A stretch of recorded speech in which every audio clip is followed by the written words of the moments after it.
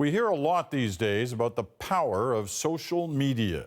Now, 3 Toronto firefighters have found out that power can include blowback.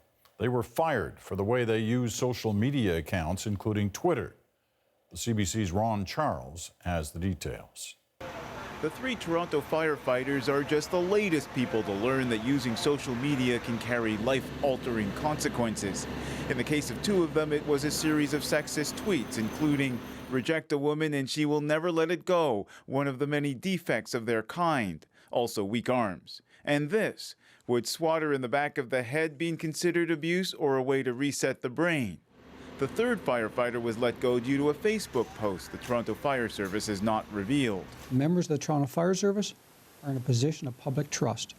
This trust is paramount to the division's ability to carry out its work and deliver critical services to all Toronto residents. This human resources expert says it doesn't matter that the comments were made on personal accounts and personal time.